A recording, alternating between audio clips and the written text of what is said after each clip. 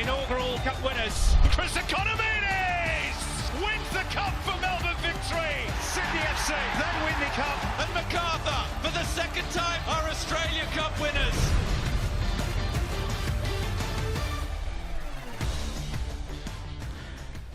Not all cup ties are created equal. Nunawading City from the third tier in Victoria up against Isuzu Ute A-League opposition in the Wellington Phoenix. This is the Hahn Australia Cup, and it is one of two New Zealand teams that are still standing in this competition.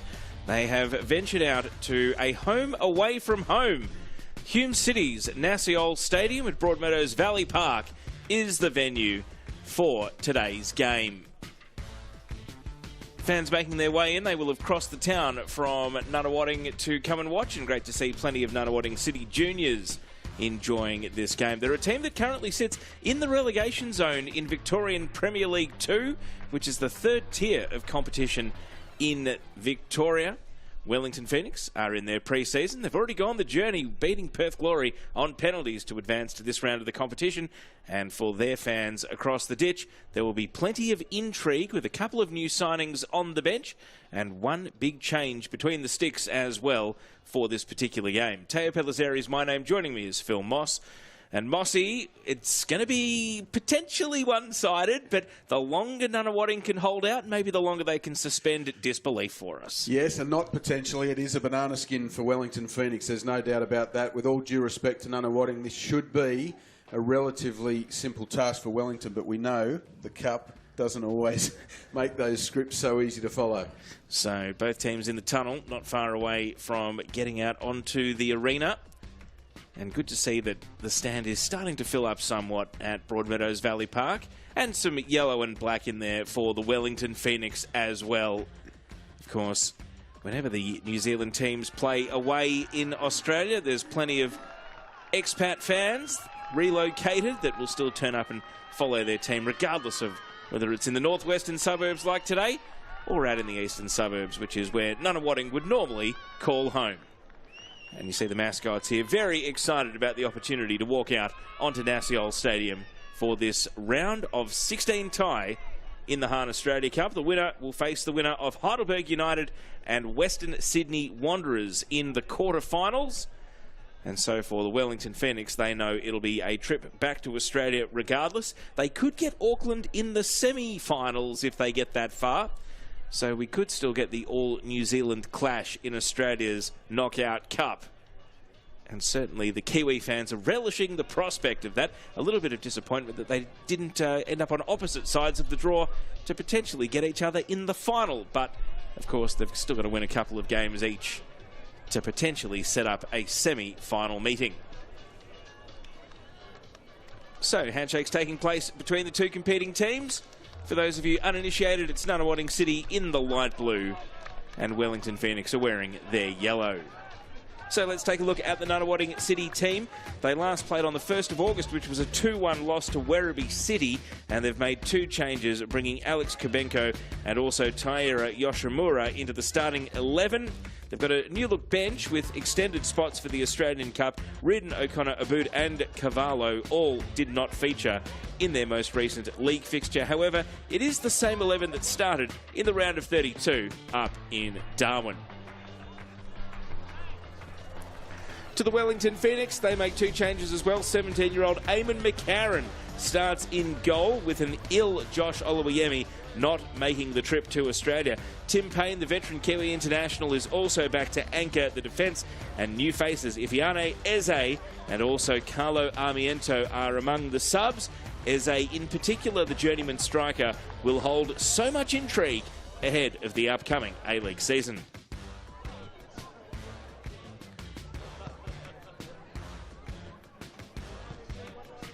So Nunawading City hold the cup record 9-0 in the first round. Wellington Phoenix, they just want to win today. Giancarlo Italiano, very cagey in his pre-game remarks about the opponent, not showing them any disrespect whatsoever. Really at pains to avoid bulletin board material. And Nunawading City, well, I don't think Chiefy gave him much to pin to the dressing room wall. He showed them the due respect that they deserve. Here's today's officiating crew. Central referee is Eric Saba, assistants Jackson Landry and Daphne Gunaris, and the fourth official is Astro Sakalis. Dennis Martin, the goalkeeper captain of Nunawading City, and there is their coach Steve Vasukis.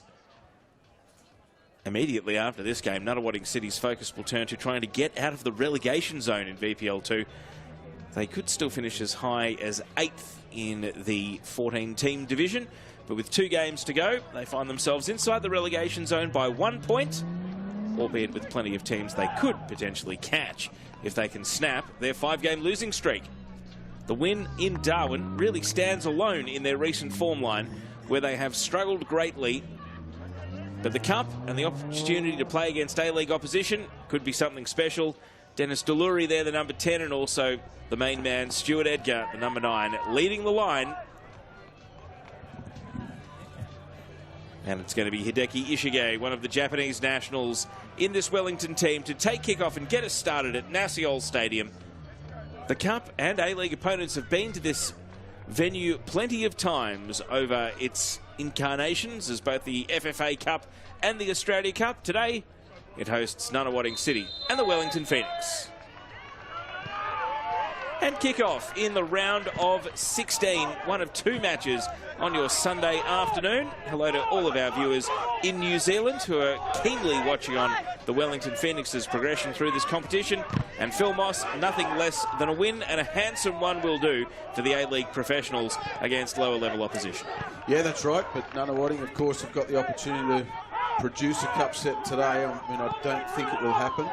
And again, I do say that with all due respect, but 13th in NPL 3 up against professional footballers in the A-League. It should be an opportunity for Giancarlo Italiano's men to really work on some of the patterns that they've been practicing on the training pitch, and execution, of course, score goals, confidence, and things like that. But they need to do things properly and get into those good habits. Well, one thing when you speak about patterns of play that has typified Nunawading's existence ever since gaining an NPL licence back in 2014 is their commitment to passing football and a certain philosophy, as we see the ball cleared away from the centre of defence. And it means that they've lined up in a 4-3-3 and they might be quite defiant sticking to it. Not too many thoughts of parking the bus. Back in the early days of the NPL, when there was no relegation due to the licensing agreement, Nunawading City were copping, as we see the goalkeeper make a catch here, Nunawading were copping well over 150 goals a season, occasionally losing by double figures in the NPL. As soon as they opened the trapdoor to relegation, they then suffered multiple relegations to end up where they are. But it's all because they adhere to a certain style and refuse to change it for anyone. Now we get to find out if they'll change it for A-League opposition. Yeah, and that should make for a very open game, a free-flowing game. And you've got to hand it to them for the courage that takes to stick to your principles. At the end of the day, we all know at the top level of football, it is about results. So early possession here for Nunawading City. Let's see what they can do. Nick Apostolopoulos taking possession at right back. Looks back to the centre of defence. Harris Hodzic back to his goalkeeper and captain, Dennis Martin. You hear the very aggressive shouts from Giancarlo Italiano from the sideline for his team to press in an aggressive fashion, and they do so successfully here to spill possession.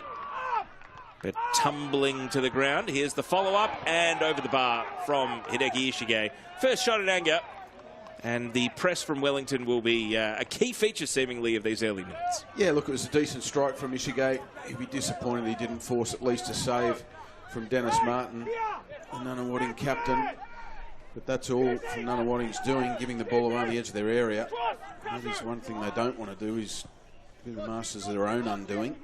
They've got a tough enough assignment today as it is.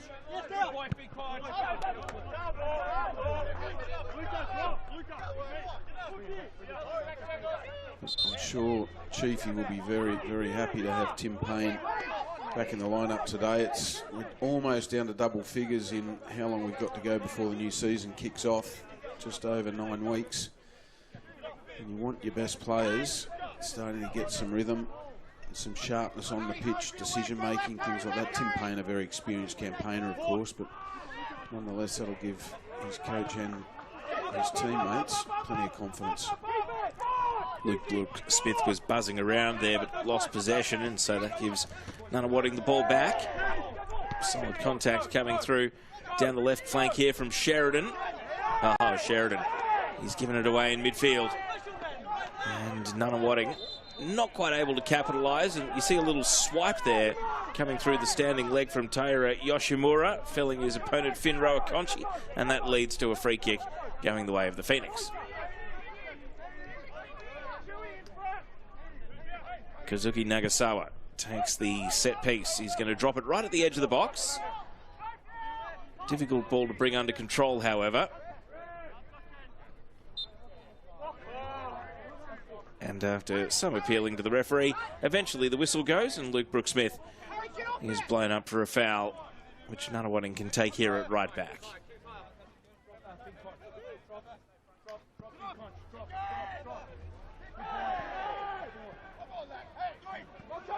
Stuart Edgar, first touch of the ball for the Nunawading number 9. And a little overzealous in his own challenge. So a bit of a whistle-happy start to the first 5 minutes. A couple of fouls in both directions. Well, he'll be disappointed, Stuart Edgar, because he could have released that first time. Dennis Deluri just finding a little bit of space on that left-hand side. Edgar took the touch and gave Wellington the chance to close him down. Free kick has been hooked. And an opportunity for Lucas Slavica and Nunawading to try and press their case. The ball isn't going to make it to Dennis Deluri, though. Long ball out of midfield. First touch not quite there from Gabriel Sloan Rodriguez. And that allows Apostolopoulos to consolidate. Shallow pass out from the back, though, inviting on the pressure. Nunawading get a second chance, though.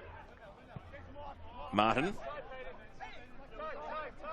Barely to the edge of the midfield third, though, before Payne takes over for Wellington.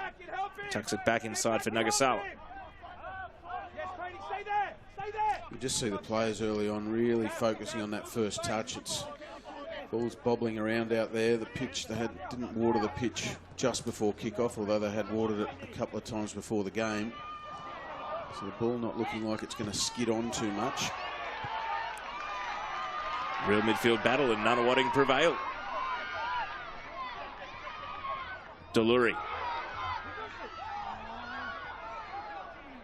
Jags back out to the left side. Never liked a pass that he thought was a good one towards the penalty area, so Nunawading happy to consolidate. You wonder how often the Phoenix will allow them that sort of luxury to get into the attacking third and then decide to go backwards themselves, all the way back to the keeper, in fact. So they didn't have the dare on that occasion to try and take the game on, and now they've coughed up possession in midfield. Albeit short-lived, straight back, and now out to the right flank. Oh, the crowd rose. They thought that maybe there was half a chance there for Lucas Slavica, but he was outpaced by the backtracking Isaac Hughes. Yeah, just a little half opening for Nunawading there, and that'll give them a little bit of confidence, knowing that they can find and punch some holes in the Wellington defence. Of course, the execution on the end of that is all telling. Not able to find a teammate with his pass was Alex Kubenko, scorer of 7 goals this season, and he tried to win a free kick there in what would have been shooting range. Couldn't quite convince the referee. And so the Phoenix are able to take the ball away as it bounces in front of Brooke-Smith. And Deluri, he's happy to consolidate. And as the ball goes out for a throw-in, it's a chance to throw it down to the sideline and say good afternoon for the first time to Joey Lynch. Joey, what's the latest after 7.5 minutes?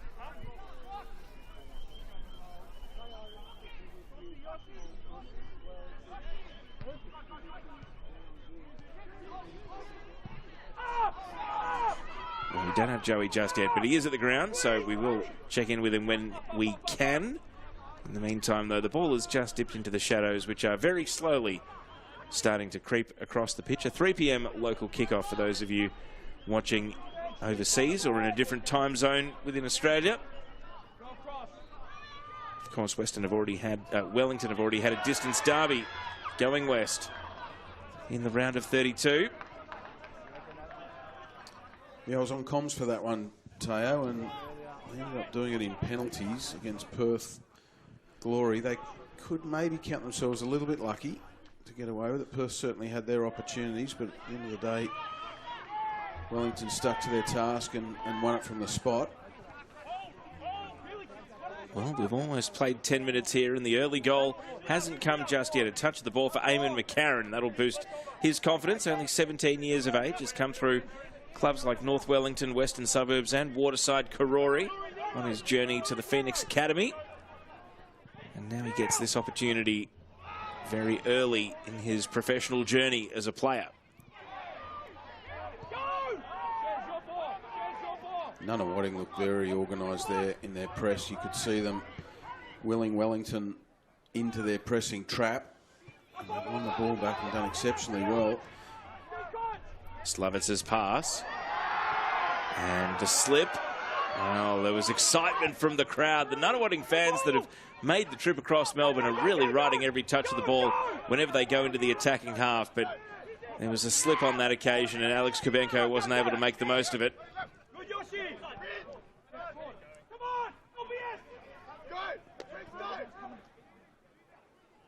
So the Phoenix trying to play through Nunawading's press now.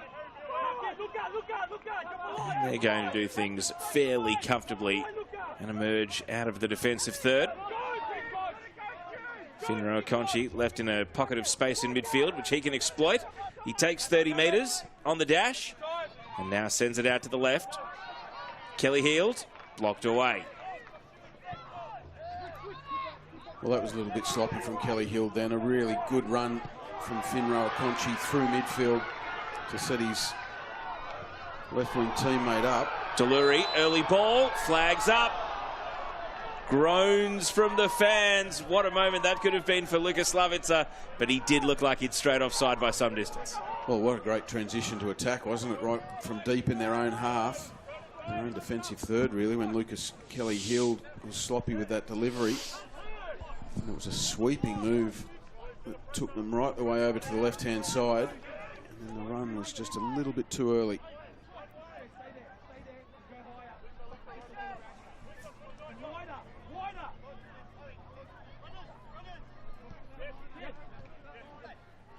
Sheridan. First time pass. Well, not really to the advantage of Ishigay. He has to go and chase his touch and eventually runs the ball down. Brooke Smith. Nagasawa. Now Payne. Switch of flanks. And a bit too much on that ball. Let's check back in. We do have Joey Lynch on hand now. Joey, how are you this afternoon, and what can you tell us as you observe the game? Well, I'm going very well, Teo. Hopefully you can hear me now, and it's glorious conditions here in Melbourne's north. Probably the best day that we've had in Melbourne in several months. A contrast to the conditions that Wellington flew out of yesterday when they had to briefly pause to let the wings defrost on their plane. But early on, it's a cracking contest, very entertaining, and as you have said on the broadcast, respect from the A-League side for the way that Nunawading want to go about things as they transition here and can't quite get the ball to someone in the penalty area, but respect from Wellington for the way that Nunawading can play.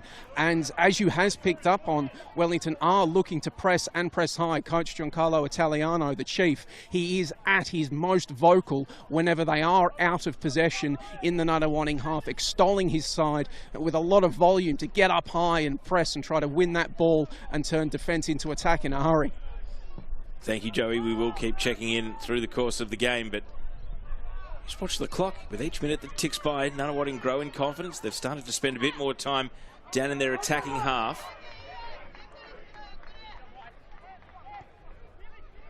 There's that heightened emotion of the big occasion and the big test. Where they've struggled for form in the league. Well, can they survive this attacking foray here? Brooke Smith turned right into a slide challenge, and a hefty one at that. And allows Nunawading to clear their line. This pressure's going to stay on, though. Well, it was good physical defending to tie up Sloan Rodriguez. Harris Hodzic returns to his position at the centre of defence.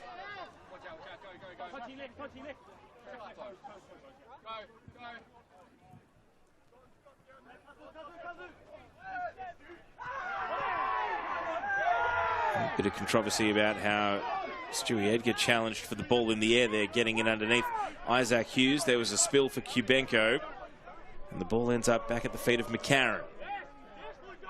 More than comfortable trusting Payne with a short pass. McCarron, even though he's only 17, has already played under 20s for New Zealand, so clearly a highly rated prospect.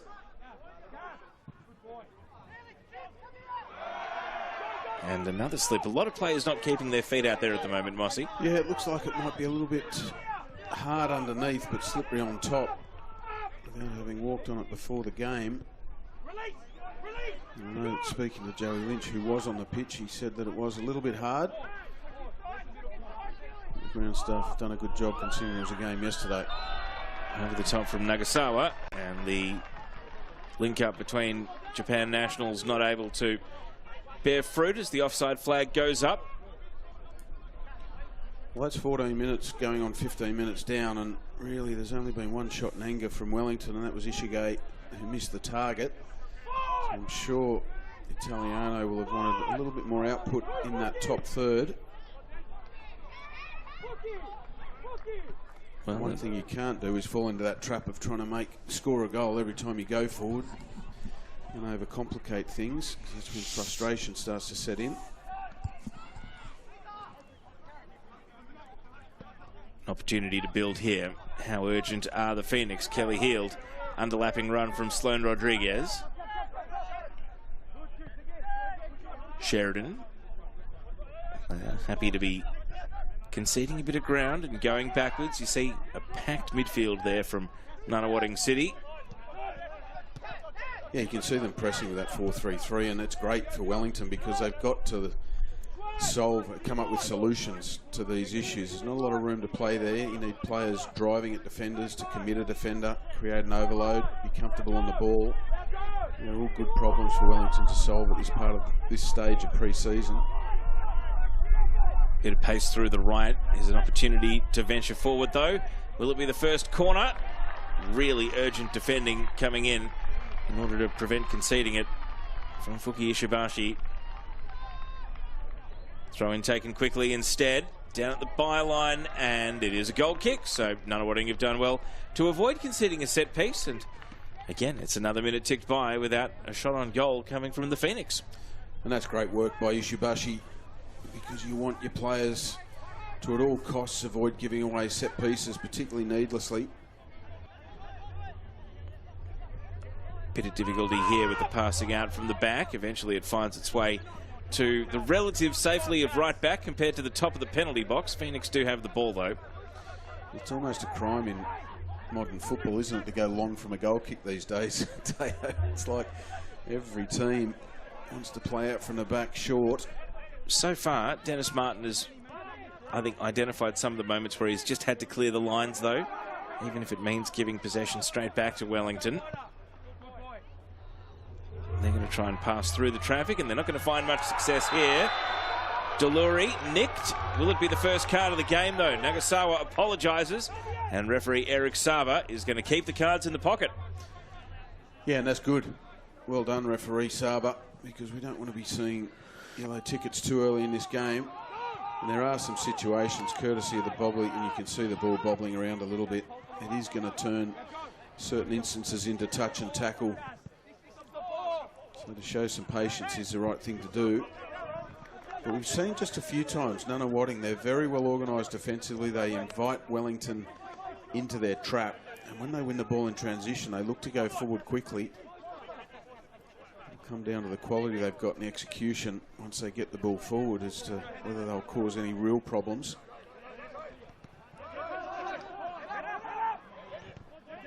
Deluri had to go chasing his first touch and thus coughed up possession.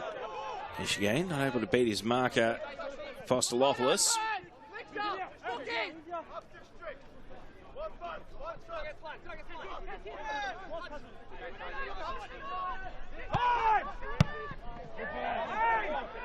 Clearance out into open space from Lucas Kelly Heald. And the ball is seized upon by Payne, who can advance now for Wellington. His pass, though, intercepted. It'll be retrieved here by the Phoenix. Sheridan. Switch of flanks.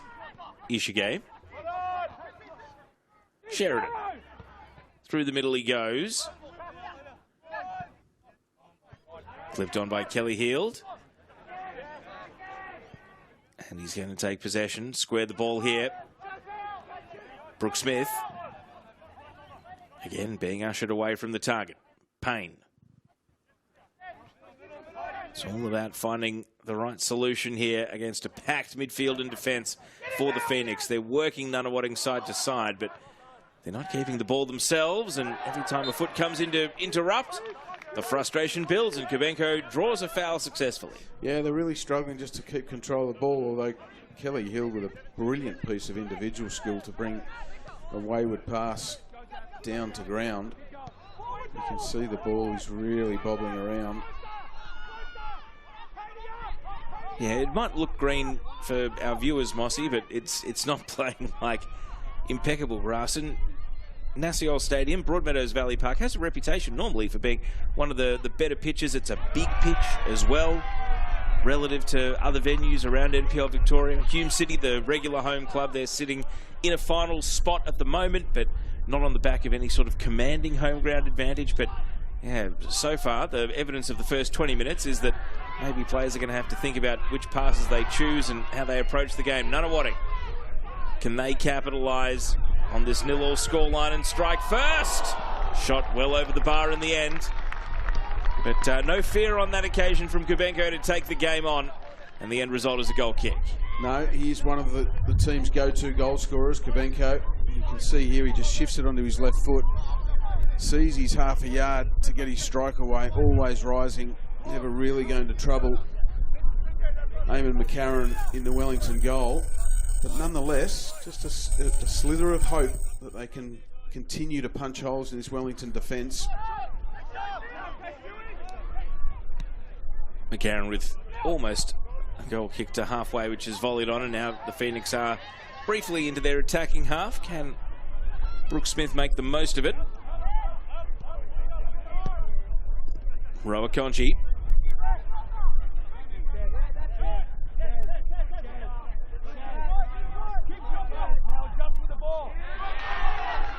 And they win possession high up here, Nunawading. Stewie Edgar holds up the ball. Apostolopoulos, they're committing a few numbers forward now. Kubenko had that shot over the bar a moment ago. Yoshimura keeps it moving out to the left. Phoenix midfield and defence now back in position behind the ball. Deluri, a little burst of acceleration. It's Dennis Deluri with dreams and dreams! And he can't find the back of the net because of a very good save by Eamon McCarron. Well, that's the best moment of the match so far. Dennis Deluri, he had to be strong and show belief in the early instances, and then you can see him drive at the Wellington defence. They keep backing off, and every step that they took away from the ball, Wellington, Deluri got more and more belief that he could actually test McCarron, which he did. So, a shot on target for Nunawading City. And Deluri with a bit of evasiveness, showing what he's capable of. And the Phoenix on notice. First 5 minutes, you heard Giancarlo Italiano urging the press, urging his team to try and win the ball back high, but it's in possession where they are currently having their struggles. Sheridan, case in point, gives the ball away at the first sign of pressure.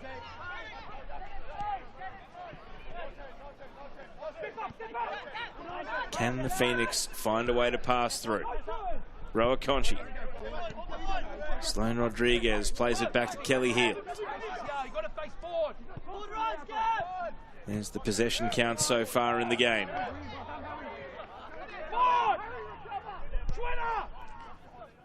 You mentioned the dimensions of this pitch, Teo. It is a big, wide pitch, isn't it? Wellington really struggling just to use the full width of it from side to side.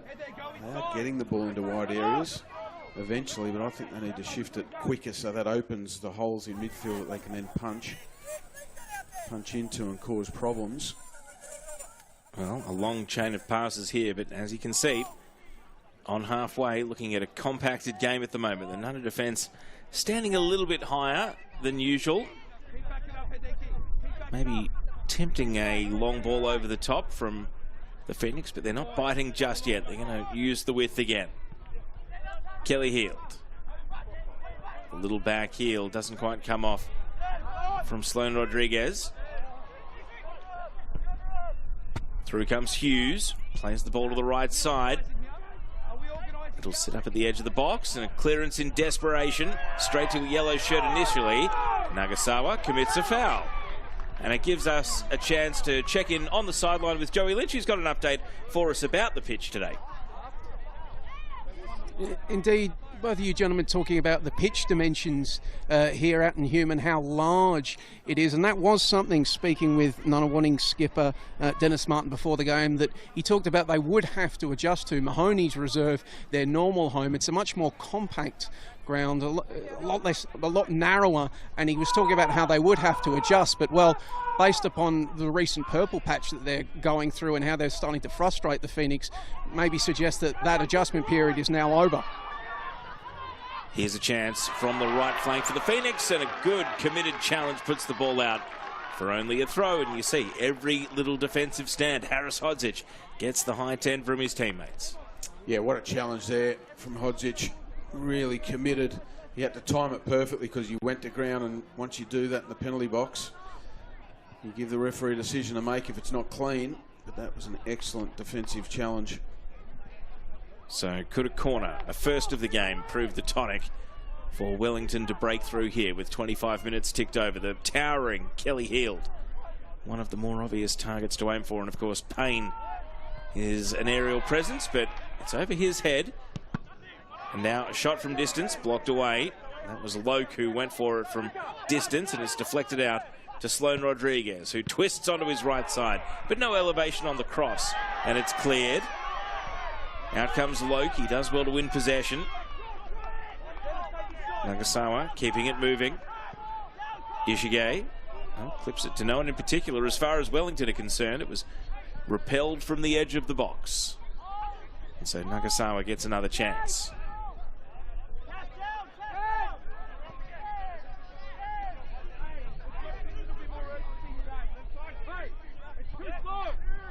Things slow down to walking pace. Sloane Rodriguez. You see here, Luke Brooke-Smith is trying to change the pace of the attack. As he bursts down the left, the cutback is intercepted though, dealt with comfortably enough. Deluri. Apostolopoulos back to Deluri, and now the clearance comes from Harris Hodzic. And he'll scoop that out right in front of the bench of his team.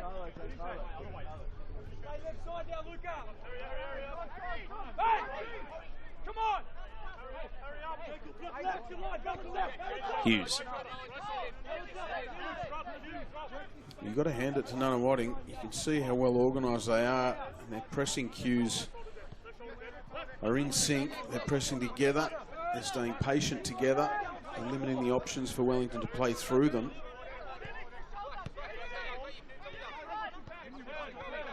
Any ideas on what Wellington should be trying when they find themselves in quite static possession like this? Well, what I said before, I think they need to get the switch of play quicker, move the ball side to side, because then that will drag Nunawading from side to side and open some spaces in midfield. And then the other way, with an organised press like that, is to just play over the top a couple of times.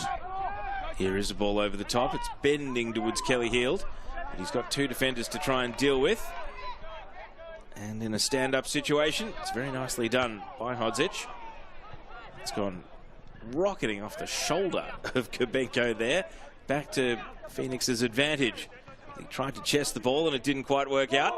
However, a quick triangle of passes here nearly came unstuck from Roa Conchi, and it's been salvaged to win a throw-in by Kelly Heald. Yeah, when you're up against a team that is well organised, they do stay compact. You've got to create your own space by using the width and depth of the pitch. Sometimes it takes just a couple of balls over the top just to stretch the opposition a little bit. And if it doesn't come off, you start to put doubt in the back line's mind. Of course, you need the forward runs as well. Ishige, the number 9, a long way from the penalty area at the moment. Far side. Brooke-Smith. Payne. Now we see the switch of flanks for the Phoenix. Sloan Rodriguez's touch, not the greatest, but the follow-up is coming. And Ishibashi, he's going to weave around onto his left foot in the end. He was looking for a short pass. It was never on, but his clearance proved to be a very effective one. And now Nunawading can break. A scooped pass across the pitch and a kind bounce as far as Wellington are concerned. Stewie Edgar just caught on his heels there, hoping it would have enough elevation to find its way over to him. Well, it was such a shame for Edgar because he, in the first instance, produced some really good hold-up play, strong chest, held the ball, laid it off, brought the midfield into the game and then spun, tried to get in behind. The ball was too short, so it did appear that he was caught on his heels, but he'd already made his run. I don't know what, he just couldn't execute the final pass. They've certainly been good value for this contest, the NPL 3 side. The longer it stays this way, the more frustration will start to build for Wellington. Nagasawa plays the ball from deep. Runners, well, it's done enough to lure Dennis Martin out of his penalty area, and he had to clear. The ball didn't have quite enough on it for him to backtrack into his box and pick it up. So he finds it again at his feet now. He is quick to distribute. That's a really good touch from Ishibashi to bring the ball down. And a big collision. Referee is going to reach for the pocket for the first time in this game. And the yellow card comes out. Tim Payne walks back to his position with little emotion nor contrition. Well, a yellow card to go with his yellow shirt, Tim Payne. I don't think referee Eric Saba had any alternative on this occasion.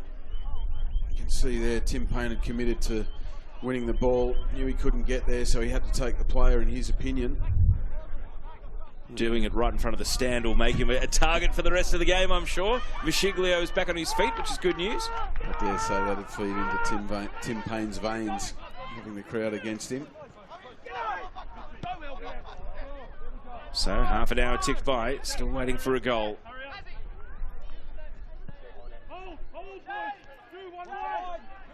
This is where they have to generate their own intensity, Wellington. And Nunawading are just sitting off, inviting them into midfield, waiting for that transition moment. Wellington need to move the ball quickly. If they can't go forward, it needs to go sideways. Are we in the pocket or are we making a forward run?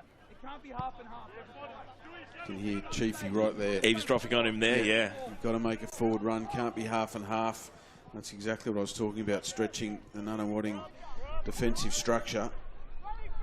Sometimes it doesn't pay off. You've got to make a sacrificial run just to try and create some space for other players. Broakonchi. Well, the crossfield pass was telegraphed and Dennis Deluri said, I'm going to pick it off. I'm going to return it. Can he return it all the way? He lets fly. And it goes high and wide to the right. Well, it was like an NFL pass intercepted and then he nearly ran it back. Yeah, he did, didn't he? I think if he had his time again, this is probably the toughest place to take the shot from. It's a surging run by Deluri. But you can see there the angle. It would have had to have been a worldie to pick out that far top corner. But I think if he'd taken another couple of touches, there might have been an option to pull it back to the edge of the area to an unmarked teammate. That was going to be a special, special goal if he found the top corner. But again, it's a transition moment, Teo. Well, I mean, if you're Finro Akonchi, I mean, I know that it's easy to brush it off as this is pre-season or, you know, it's Australia's Cup, we're a New Zealand team, but what does Roakonchi do, even in the 15 minutes between now and half-time, to sharpen up and make sure he doesn't commit that mistake again? Well, it's being aware of where the pressing trap is, being set by Nunawading, and too often Wellington have fallen for that trap, and the transition moments have proved to be dangerous for them. But you've just got to be efficient on the ball and play the simple thing. Don't try and overcomplicate things. Edgar's pass, looking for Kubenko, couldn't quite. And it's been taken from the centre of defence. Deflective clearance means it will be a Wellington throw-in over at right back. And it's a sign of frustration building when you're not getting any joy and you're not creating chances and pulling out saves from the opposition goalkeeper. You can start to overplay things, and that was a perfect example from Roakonchi.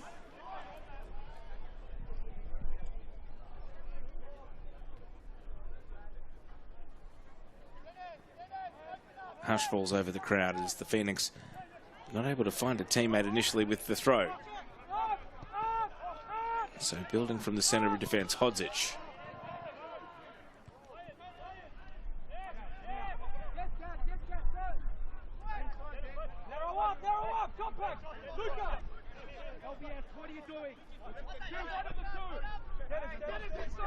Kelly Heald waits for the ball to arrive. First time ball, a really good one. Brooke Smith, he can go. He looks to force a pass on though, and was never to the advantage of his teammates. Second ball is on Sheridan. Not able to find a teammate though, and it's been nicked away by Yoshimura. Yoshimura, well, he just ran into trouble, and a big deflection here. This could be a disaster for Nunawading. Oh boy, it nearly bent the right side of the post as far as the Phoenix were concerned, but luck's a fortune. Wow, what a way that would have been to go ahead. What a way that would have been to concede for Nunawading. Almost absolute disaster for the home side. Now with a few heads spinning, can they capitalise the other way? A lucky bounce for Deluri. He sends it left. Is this the moment for Nunawading? Saved McCarron, able to wrap it up in his arms. The shot was straight at him.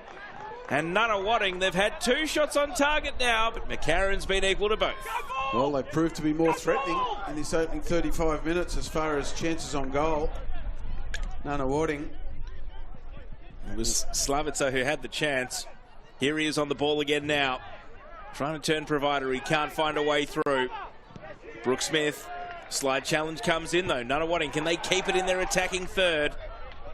Apostolopoulos with a deflection, and eventually the ball finds its way out. Gee, that chance that they just had, Slavica.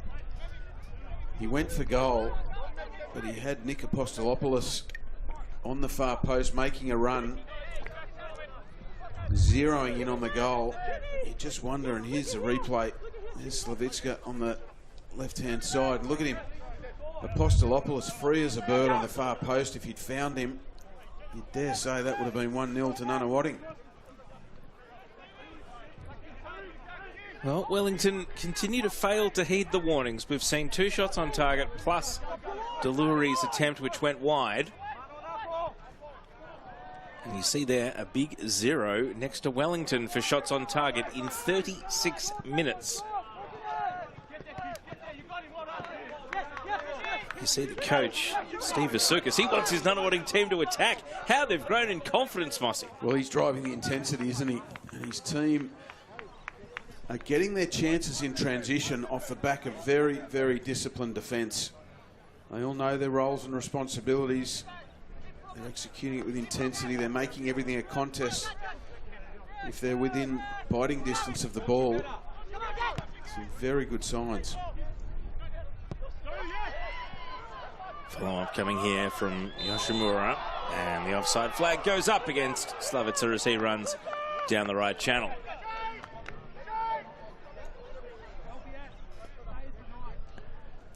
And as the offside flag is up and Wellington take their time resetting, it gives us the chance to throw down to Joey Lynch. Joey, what are you observing? And you're hearing plenty of chat from the 2 coaches. I'm hearing plenty of chat, and I'm observing an increasingly frustrated Giancarlo Italiano. He's increasingly stalking his technical area. He's been told to get back into it a few times by 4th official Astro Sakalis, and one imagines that if things don't change in the remaining 10 or so minutes of this first half, the hairdryer might be coming out at halftime for these Wellington Phoenix players.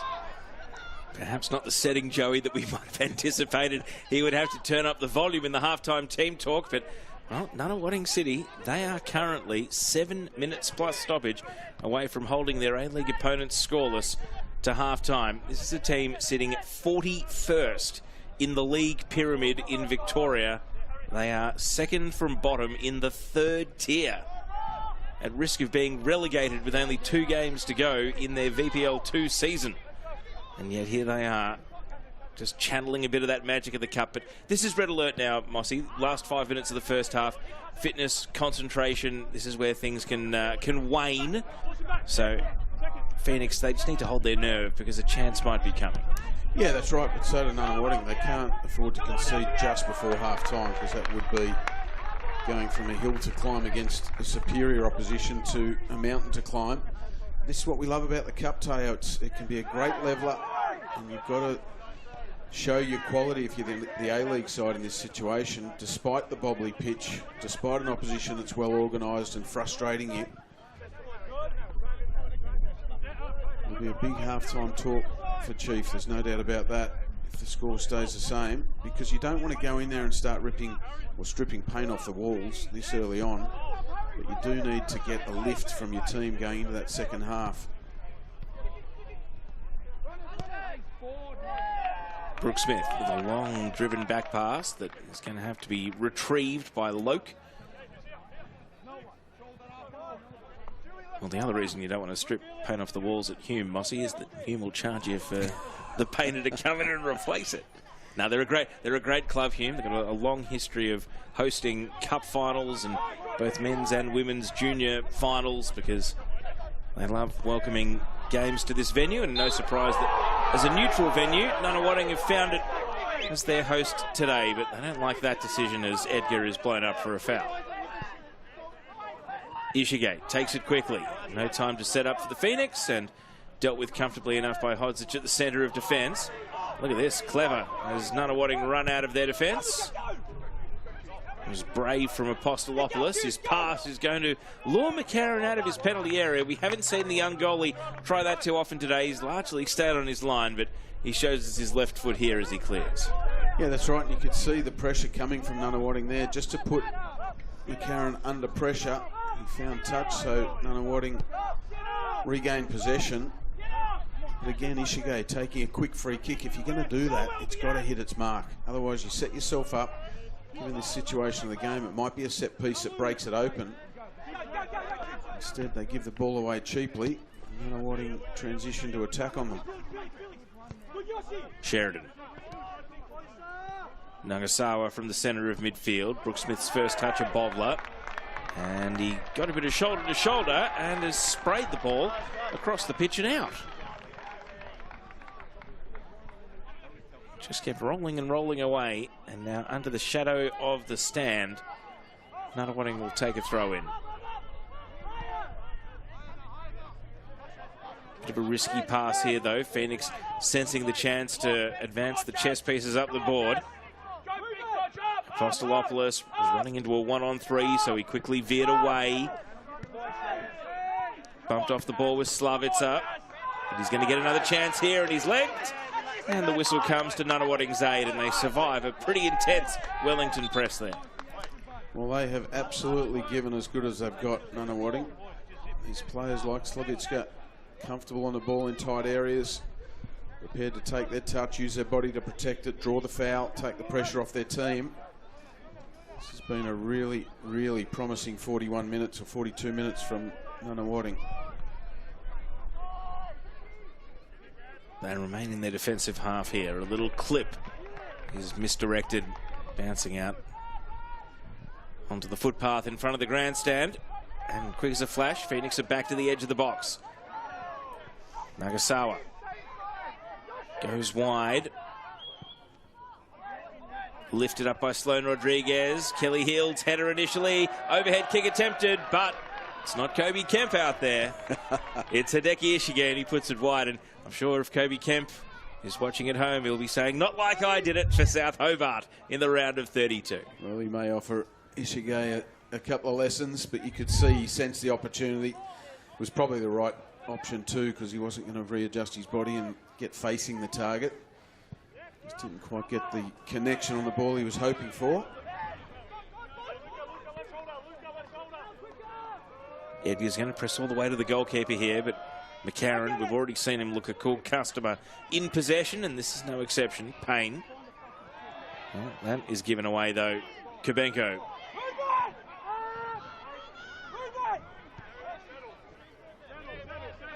Hodzic. Dennis Martin outside his penalty box. Looking for the right pass. He shows us his left foot. He has hooked it, and now the Phoenix can take over. Ishige. He's been caught by the backtracking Apostolopoulos. Coming through to help out is Nagasawa. Nagasawa's first time ball looping, And you saw the interesting tactic from the defender to stick his hands up in the air because the little flick header could have gone into one or both. However, Sloane Rodriguez only finds the keeper. Yeah, that's right. You've got to be so careful, don't you, when you get your hands and arms into an unnatural position, whatever that means.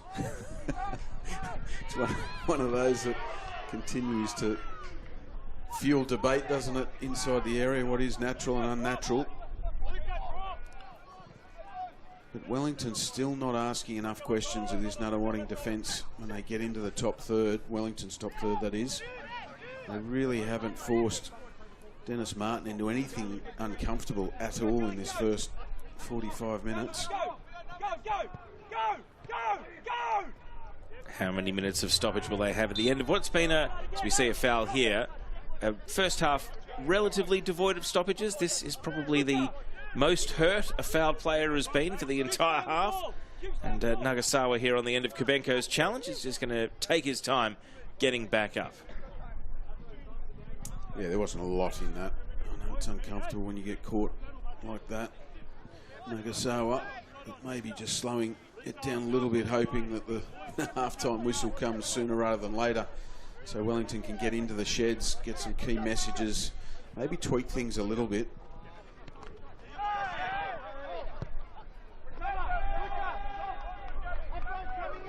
Switch of flanks coming from Brooke Smith. And another foul here. They're just starting to come in quick succession. Fourth official shows 1 additional minute at the end of the half.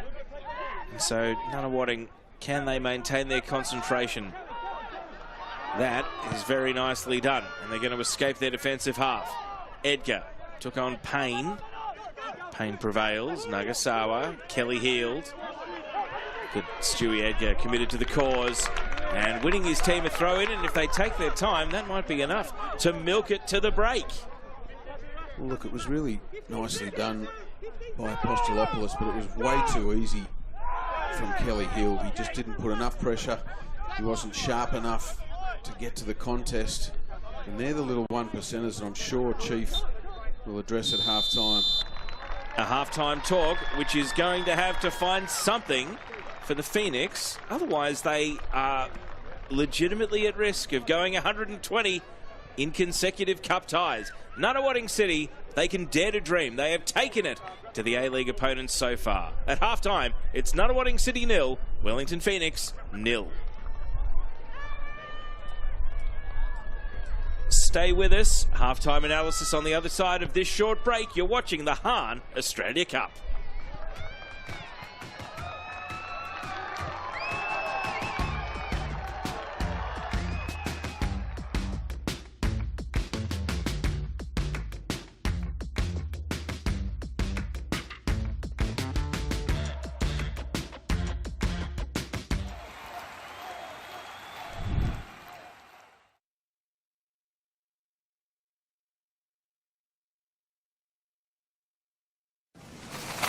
What are you doing? We're planking. It's because of our internet providers. We're stuck in 2011. Same slow internet speeds.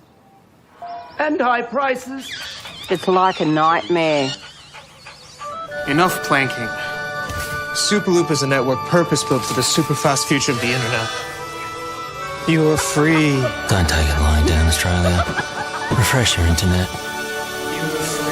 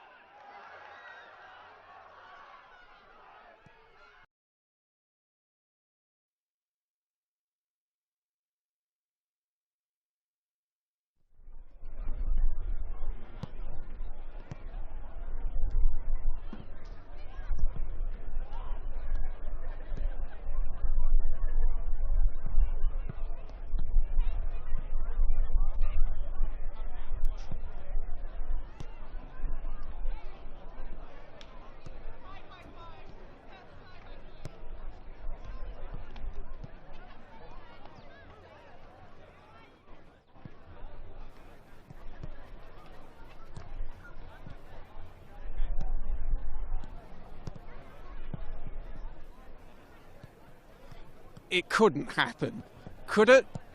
45 minutes into this round of 16 Australia Cup contest between Nunawading and Wellington, and the scores remain deadlocked at 0-0.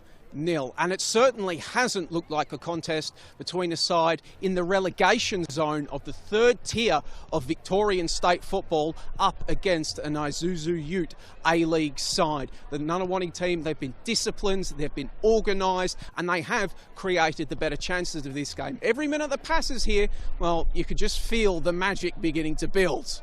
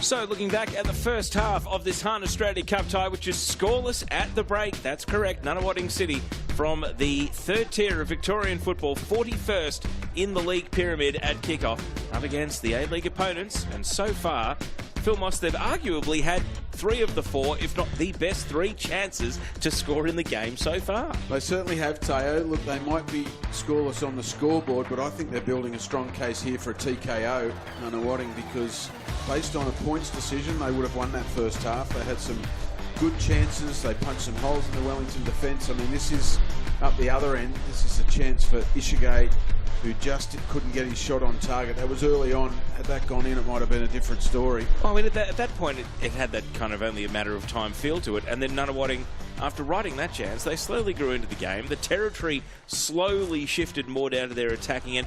And I think the other big thing is the Phoenix just became more and more static and stale in possession. Yeah, that's right. And the Nunawading belief started to build. And this man here, Deluri, he had a couple of opportunities to maybe test McCarron a little bit more than he did. Here's a great break down the right-hand side. And it was all in transition for Nunawading. I think he makes the wrong option here. If he takes another touch there, he's drawing 3 defenders and there's a cutback on the edge of the box. But again, it's down to those key decisions. This would have been the fluke of the game. This would have been a horrible way to concede and a very lucky way to score. But look at this. You've got Apostolopoulos free as a bird on the far post, and they don't force a good enough save or take the right option. So here are the numbers. Yep, 0 shots on target for the Phoenix in the first half. What else jumps out to you, Mossy, about those numbers? Well, it's 31 final third entries for Wellington and only 3 shots in total, none on target. And you can see there that Nunawading, they've got 2 on target and could have done a little bit better with those 2 and maybe grabbed a lead on the scoreboard. The only yellow card of the game so far for Tim Payne as well, so he has to watch his step. Of course, he didn't play the round of 32. This is his first competitive hit-out of the new season for the Wellington Phoenix. And they do have a couple of players on the bench for the second half. Carlo Armiento, also Ifiani Eze. Maybe we see those 2 a bit sooner rather than later if they feel like they need a goal, given they are both attacking prospects. So the Nunawading subs, they're enjoying their trip to the national rounds. They're on a 5-game losing streak in the league. However, they can dare to dream in the Australia Cup, and we're going to find out if they can do it on the other side of this break. Stay with us. It's the Hahn Australia Cup.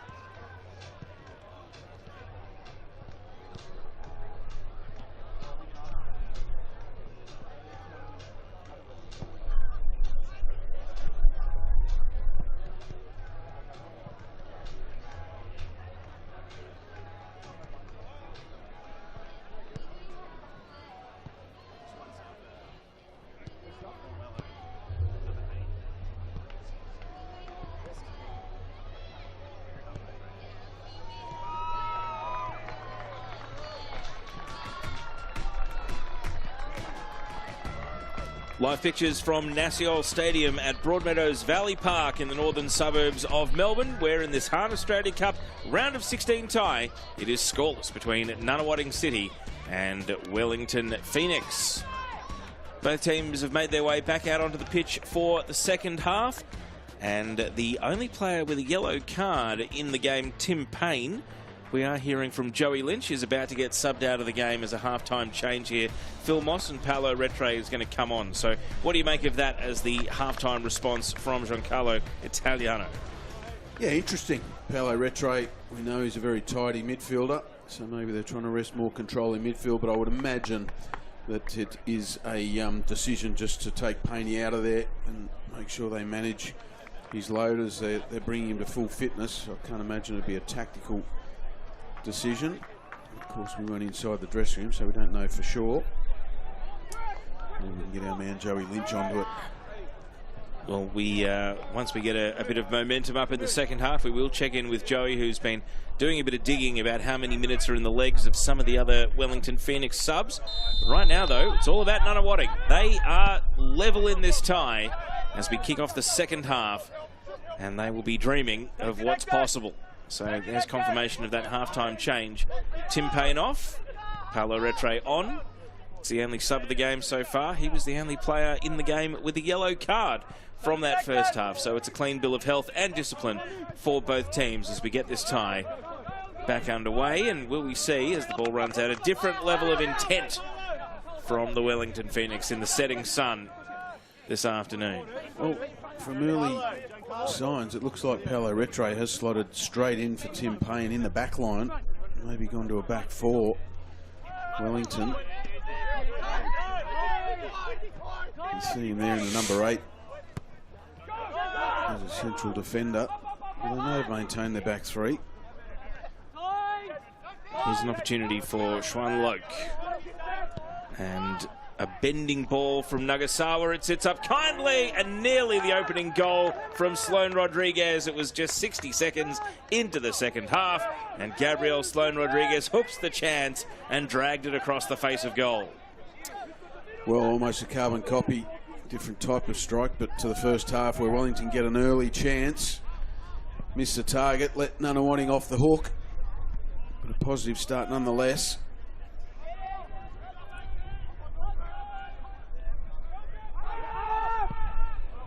Booted into touch out to the car park. That's the VIP car park too, be careful. As Hodzic goes and sinks his right foot through the ball. Got a bit of a delay here, waiting for a ball to come in. Kelly Hield is the player waiting for someone to get him a fresh pill.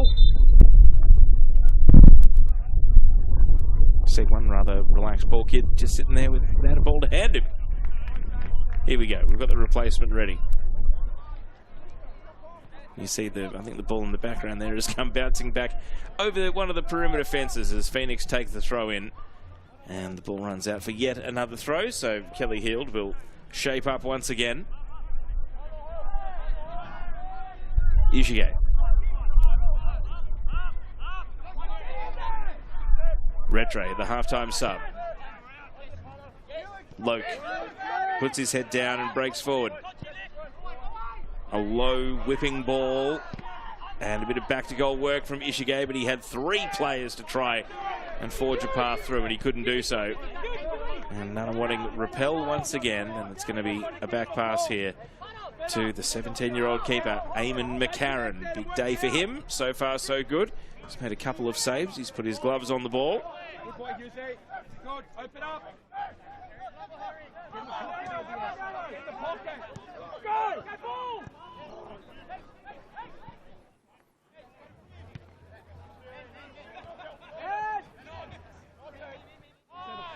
Phoenix reorganising here on the ball.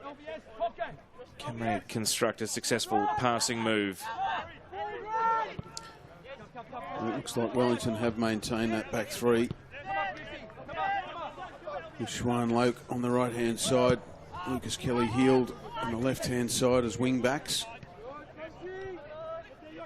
So Paolo Retre playing what is a reasonably unorthodox for him position as right-side centre-back.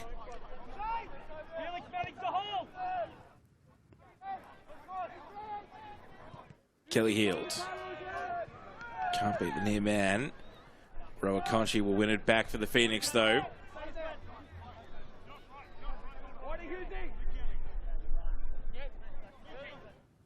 Hughes from a standing start. Well, it's normal service resumed, isn't it? You can see Nunawading haven't changed the way they're defending. And Wellington are advanced. They sit in that midfield block and just wait, set the trap, wait for their moment in transition. Here's Ishigay, brings a bouncing ball under control, and now he engages in a wrestle, and he wasn't able to free the feet in a manner that allowed him to generate any power. We ended up with just too many bodies around him. Too many legs with blue socks, not enough with yellow socks. Deluri had two of the best chances to score in the first half, but right now his focus is on defending here. He's chasing shadows and committing a foul here, and it's a set-piece opportunity wide on the right side of midfield.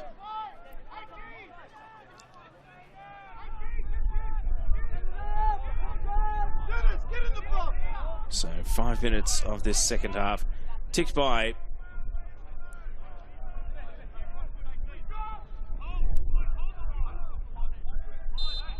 Hideki Ishigay to take the free kick. Can he pick out a teammate here? Bending set piece, and it looked like first header for Wellington, but nowhere near the target as the ball heads out towards the corner instead. Kubenko, really risky pass to the edge of the 6-yard box, and it's hurried away in a flash. A couple of first touches did enough, and then on halfway, a free kick going the way of Nunawading, and Slavica is able to draw the foul. None players think there should be a card to go with it, so hair-raising at one end and then appealing at the other. Well, I think they're appealing for last man. I mean, there was still a lot of grass left to go, but he is the last defender, Matt Sheridan. I guess the technicality is clear goal-scoring opportunity, which it wasn't. No, but they asked the question, as all good sports people do, to try and gain the advantage. But yeah, there was never any risk of that being a red card for mine. But still, another transition moment. They took the risk at the back and nearly got the reward. An attacking half set piece, which is dealt with effectively enough and has been returned all the way down to Dennis Martin in goal. His pass has got just enough juice on it to get out to left back here. Nunawading living a little dangerously, but again a kind ricochet, and they can look to build a long ball into space. Now another coming together, but was it initiated by Kubenko rather than by the Phoenix defender? And perhaps that's why Eric Saba hasn't reached for his whistle. Bit of tension starting to rise in the game. Sloan Rodriguez, already one chance in this half, and across is shallow and dealt with at the centre of defence. Well, not for the first time in this game. Lucas Kelly-Heald, there was just no real conviction behind that cross. He swung his leg at it and it ended up in a reasonably decent area, but lacked conviction, and it was a really good transition moment for Wellington. Nagasawa headed away from the edge of the area. Second ball is on though. Retre through the left channel.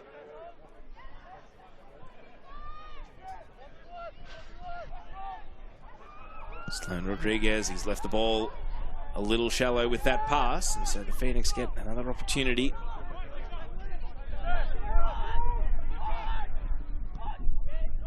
Rowakonchi through the right he goes. Loke balloons the cross. Well, that's really poor from Loke because that was a really good ball from Rowakonchi. A really smart killer pass that dissected the Nunawading defensive line. You'd expect better from that position from Loke. We saw one sub at half-time. Joey Lynch can give us a bit more insight into when we might see more Phoenix players and more changes. Joey, what have you been able to scout out for us down on the sidelines there? Well, Giancarlo Italiano, he's faced with a bit of a predicament when it comes to one of his attacking subs in Carlo Armiento. He's probably only got about half an hour in his legs after newly signing with Wellington. And, well, as it stands right now, there's the possibility that the Knicks might be forced to go 120 minutes. So increasingly it's going to be a question of when do you throw him on? Is it during the regular 90 in search of a goal, or do you perhaps save him in case you need him in extra time? And Joey, any intel on the retray for Tim Payne's substitution at half-time? Tactical, injury, just managing the loads? At this stage, it looks to be a bit of load management, although Paolo Retre, he was getting some significant instructions from Italiano during the halftime break after he was finishing his warm-up on the pitch. Thank you, Joey. And, well, I'll follow up and ask you, Mossy, do you bring on Carlo Armiento during the 90 if he's only got 30 in his legs? Surely you don't think about saving him for extra time. Just bring him on and then sub the sub if you got it. Right now, Nunawading's on the attack. Dennis Delury, he's been the man to make something happen. Can he turn provider here? Delury looking for an option in the penalty area, and they all expired as he took on the man and had it tackled off him by Paolo Retre. In a moment of nervousness for Phoenix, well, it wasn't, because they shut it down. Yeah, that's right. But again, it's Delury at the heart of everything good going forward for Nunawading. It's just that cutting edge, isn't it? They can get there okay. It's then what? And they haven't been able to produce that moment that's really hurt Wellington. But going back to your question about Carlo Armiento, I'm with you. I think given the circumstance in this game, Teo, if he's one of your key attacking weapons off the bench and he's only got half an hour in him, give him that half an hour to help you get the result, and then you can sub the sub. You certainly don't want to take risk with trying to overplay him for 45 minutes or 50 minutes. If he's going to help you get the go-ahead goal, get him out there. From your experience as a coach, Mossy, when the high-performance staff give you a number or give you an estimate, how likely were you as a coach to overrule it and say the circumstances of the game state dictate that I need this player for a certain amount of time, and thank you for your recommendation, but that's all it is. I'm the coach. Well, I never let numbers rule the human being. I'd always check in with the player, and particularly senior players who know their bodies so well. And if it had to be overruled, it had to be overruled, but you'd want to make sure you were reasonably sure you're making the right decision. Loke's done well to win a corner here off Ishiglio. Big deflection that's taken it behind, and Nunawading, one thing they did do well in the first half was avoid conceding defensive half set pieces. We've seen a wide free kick. We've now got a corner. Can the Phoenix make this pressure count? They've been rarities so far through almost an hour of football, but Ishige remains on delivery here. The corner's going beyond the far post, and it falls out without a goal-bound touch. Well, that pretty much sums up Wellington in front of goal today so far. 56 going on 7 minutes. And to waste an opportunity like that when your chances in front of goal have been few and far between.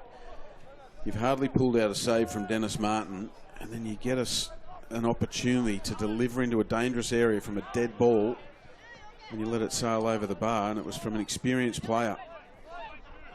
No doubt the blood pressure in Chiefy will be rising by the moment. Free kick here. You see the XG tally. It's precious little between the two sides. It's going to be Nunawading restarting play from a free kick here. Precious little, but I don't know how Wellington are ahead of Nunawading given the chances. Well, Nunawading have overcooked that pass. You see Giancarlo Italiano there prowling around his technical area.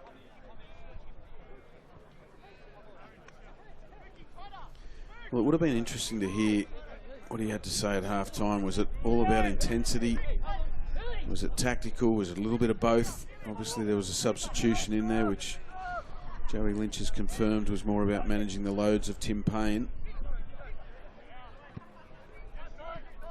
Good protection of the ball from Nunawading. They're able to emerge from their left-back corner as they see it. And that collapse to the ground will be accompanied by a free kick. He's had a chance to really clear their lines properly here against the Phoenix press. There is the coach, Giancarlo Italiano. significant first season in charge. Got to the semi-finals and lost agonisingly over 2 legs to the Melbourne Victory. Last season, a bit more of a tough affair, a bit of second season blues, and now the pressure is ramped up for campaign number 3. It looks like he was listening to us, Teo. I saw Armiento getting stripped on the sideline, ready to enter the action. Little flick through here. Could this be Phoenix's moment? Sloane Rodriguez foiled this time. Martin makes the save. Danger not yet averted. Kelly Hill denied by a big block. And the ball, well, it would have been offside. It wouldn't have counted the shot from Kelly Hill. But Dennis Martin, he has his moments. He stood tall, didn't he, Dennis Martin? He wasn't to know that the second one was offside. Good save there down low. And that's the second attempt that was cleared by a defender. But probably Wellington's one of their brightest moments. And it's amazing what happens to players out on the pitch when they see 2 subs taking their bibs off, ready to come into the action. Can just spark a little bit of a reaction from the players out there. Well, Gabriel Sloane Rodriguez has had Wellington's 2 best chances to score in the game, you would have to say. And they've both come in this second half. One fired wide, one denied by the diving Dennis Martin. And after 15 second half minutes, that double change is waiting in the wings for the Phoenix. And the 11 out there at the moment would love to find the breakthrough goal. Just to change a bit of perception about how the day has gone so far. Loke cross into the near post, turn behind for a corner, and the set pieces are starting to come with more frequency now. You'd imagine that double sub will probably wait until after the set piece as we see them patiently, or maybe impatiently, waiting to enter the action. I think Palo Retro's made a big difference to Wellington in this second half. He's just so comfortable on the ball. He's played in midfield, he's played at the back. He's comfortable picking it up in more advanced areas. Ishige's corner. And 2 headers, but popping over the bar. A chance at close range there for Luke Brooks-Smith, but he couldn't keep it down. So his disappointment is now going to have a couple of changes.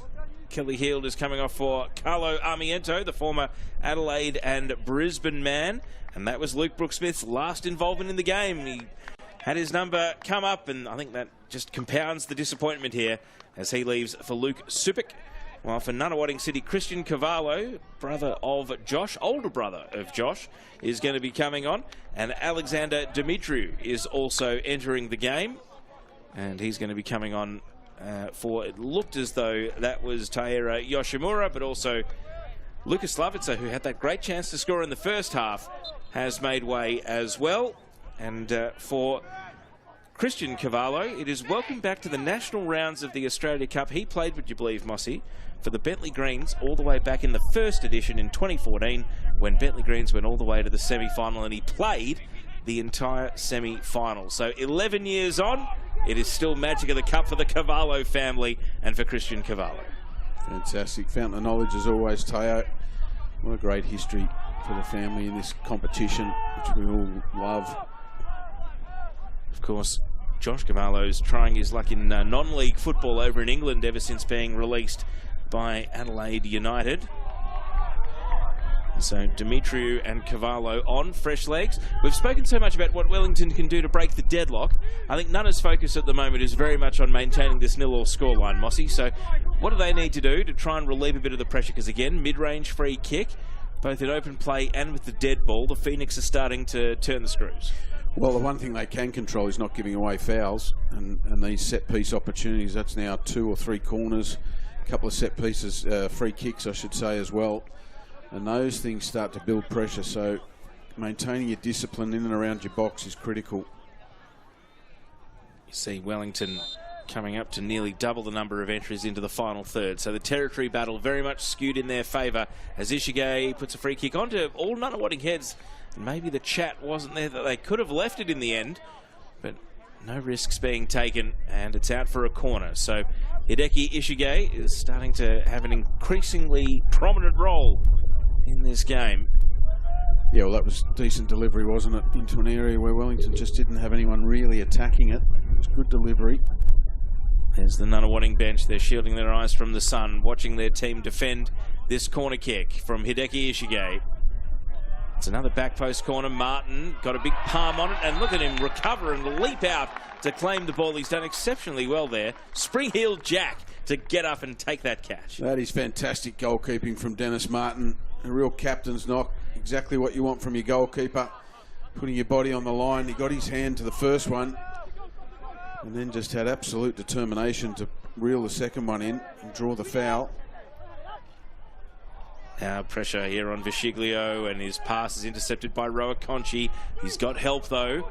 Nana just trying to get into the attacking half and have a bit of a deep breath here as the Phoenix continue to dominate territory. It's not quite red alert bearing down on Dennis Martin's goal just yet though. Just the perception of a threat. And now Supik, fresh off the bench, could create. Puts it into the middle. Sloane Rodriguez dispossessed immediately. Roa Conchi barging through, and Nunawading through Hodzic. They win the day and come away with the ball. Well, it became a desperation derby in the box, didn't it? And Nunawading were just hungrier to clear their lines and put their legs on the line to clear the danger. They did very well there, but Wellington just starting to tighten the screws just ever so slightly. They are starting to cause some problems down Nunawading's left-hand side, Wellington's right-hand side. Tell you what, the situation's tailor-made for a Nunawading long ball over the top. We'll stay with Wellington. They're the ones doing the attacking right now. Are they getting closer to the breakthrough goal? The cross lifted up, dealt with in the air initially by Visciglio. The follow-up from Loke. Oh, was there a handball? Again, the Nunawading defensive tactic of raising hands in the air is a curious one. The referee saw nothing untoward. Is this Nunawading's moment to slingshot down the other end? The runners are breaking forward. Kabenko reaches the edge of the penalty area. Still Kabenko goes to ground spectacularly, but it didn't look like there was a foul there. He bounces back up. Play continues. And it's a throw-in. I reckon we should strap in. Things are starting to get a little bit spicy out there. I don't think there's anything in this. He just goes to ground. The Nunawading player. But it was a good action nonetheless. Alex Kabenko. I was going to say, Mossy, before that attack broke, that one long ball, Eamon McCarron's been a virtual spectator in this second half. He's starting to feel a bit lonely down at the left of screen, or the valley end. Deflected cross. Wellington prevent a corner kick. Hughes clears. You see the shadow of the stand of Nassiol Stadium starting to creep out onto the field of play.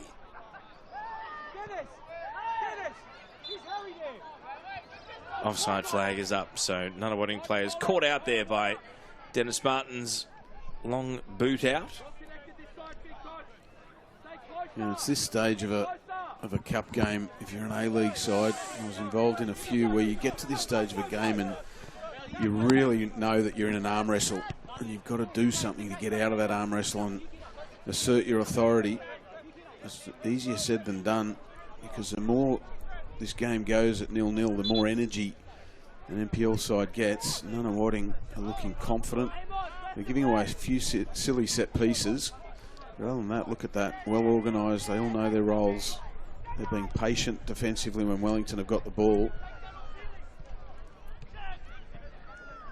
Well, it's a great shout, Mossy, because it's not like these fouls are breaking up Wellington play or they're being done on purpose to interrupt. It is just creating set-piece opportunities for the Phoenix. Right now, though, they've got the ball out on the left side. Can they show us a bit of Carlo Armiento? He's yet to have a significant moment coming off the bench. We saw Supik with a cutback a couple of minutes ago as Hughes plays a back pass here. McCarron drawn out of his penalty area to get a feel for play. Well, not to harp too much on the set pieces, but if you... Steve Vasukas in the Nunawading technical area, you're thinking, well, Wellington really haven't created too much on us in open play. So the last thing we want to do is concede from a set piece. Little drag step in midfield, really clever.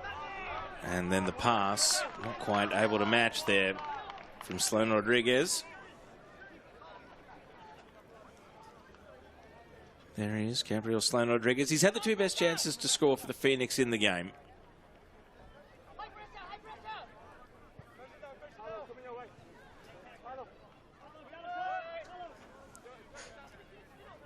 Plenty of time being taken here. Interestingly, none of the Phoenix players are getting on the referee for time wasting or anything like of that nature from Nunawading just yet. Of course, Nunawading, they've got 2 more league fixtures to think about in their own relegation battle, and they play Friday. So they've got a Sunday to Friday turnaround, which is a little bit tight given that they're playing Pascoe Vale and then the Springvale White Eagles in their final 2 matches. They are in the relegation zone by 1 point. They could still finish in a 14-team league as high as 8th. That's how close it is. As we see a series of headers, and now Loke, can he cut and shoot on the tight angle? He decides against it. Back he goes, Ishige, the cross, straight onto the chest of Deluri. And you see Stewie Edgar here trying to hold the ball up. Bit of bullocking work from the centre forward. And it's just enough to allow everyone to reorganise behind the ball. Well, you make a good point, Teo, and that is Nunawading and the situation they're in. 2 games to go to avoid relegation. The turnaround is to Friday. They're part-time players. The last thing their coaching staff will want today is 120 minutes. Who knows? They might be the ones to risk it to get the biscuit, Mossy, and take a big swing and a big haymaker to try and finish this in 90 minutes if the Phoenix can't do it. I've got Schwein Loke down here, and hopefully for him it is just an early season cramp rather than anything significant.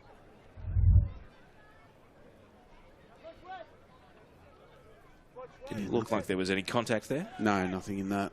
I think it was just a cramp. One of the young Phoenix contingent who, at least based on these 2 cup ties, will be hoping that he's going to be a far more prominent member of the A-League team during the season. We're into the final 20 minutes of regulation and the score remains 0-0. Back pass here, McCarron. Edgar sensing the chance to just make a presence, but McCarron bypasses him with ease. Now, Retre, Loke back up and running. He's got Ishige on the right side. Can he find a teammate with the cross? It slides on, and Supik, well, maybe caught in 2 minds between one more pass and a shot on goal. Well, that was really promising from Wellington, and all started from McCarron, very calm on the ball. He picked out a pass to Retre, who played it in down the right-hand side, and then I thought it landed in a really good area. And Wellington just failed to capitalise. It had everything but the final touch, that movement from the A-League side. Phoenix reload through the right. Loke sets a task for Ishige, and that's a misplaced pass, an unretrievable ball. So we've got changes coming up here, and it is going to be a first appearance for Ifiane Eze, the journeyman striker, most recently playing in Iraq for Al-Kark. Before that, Al-Hilal in Libya. And Kano Pillars, who are one of the bigger teams in Nigerian domestic football. He comes on for Gabriel Sloan Rodriguez. And as we see the sub go through, let's check in with Joey Lynch. Joey, we've made it into the final 20 minutes. What can you tell us from ground level? Well, it's sort of an interesting vibe down here, Teo, really, in the sense that there's less frustration from the Wellington dugout than there was in that opening half. Giancarlo Italiano is not stalking around as much. They are, of course, getting into the penalty area a bit more, asking a few questions, but simultaneously, as you've talked about, with every minute that passes without them going behind, Nunawading continue to grow in confidence, and that's only boosted in the rare moments when they have gone forward. This crowd has risen rather vocally and really created a sense of threat that maybe didn't quite exist in reality, but was made to appear that way because of the noise coming from the stands. Very true. Some of those early touches in the attacking half, I think, were just being cheered at the thrill of getting forward, and then all of a sudden it started to become legitimate attacks. And now Nunawading, every time they venture forward now, they know that one slip is all it could take to set up what could be a monumental goal.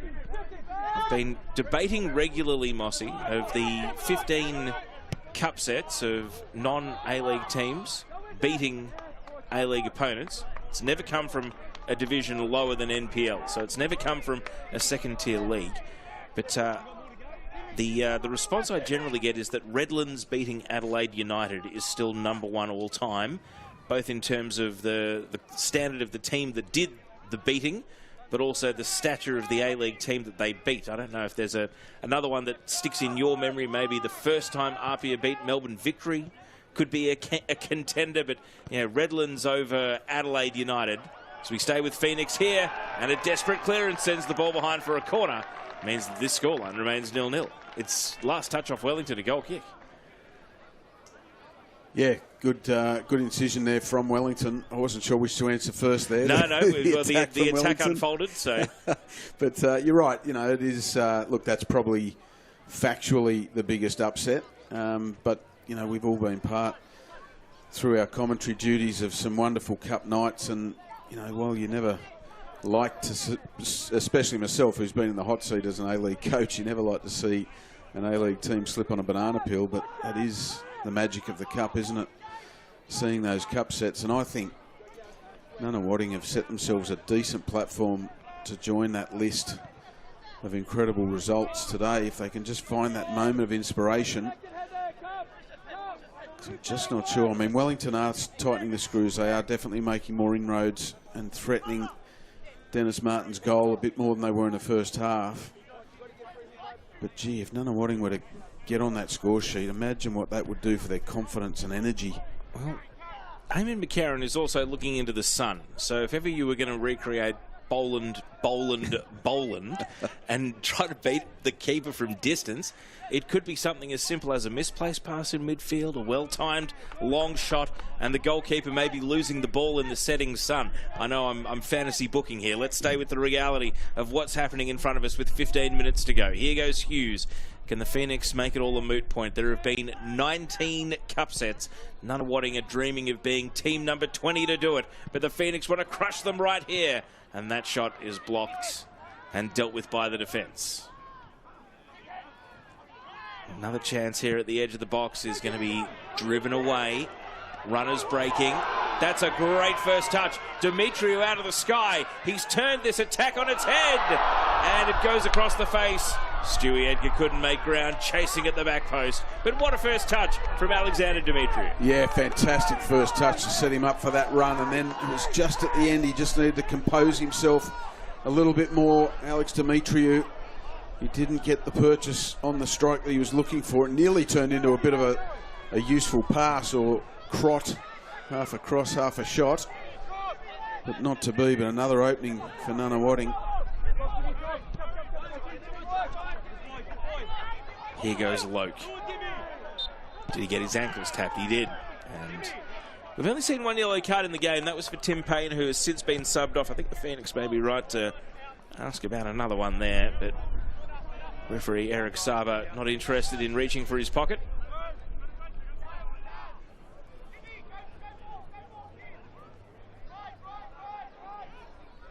And so, as has been the case in a lot of this second half, it's a dead ball situation for Wellington here.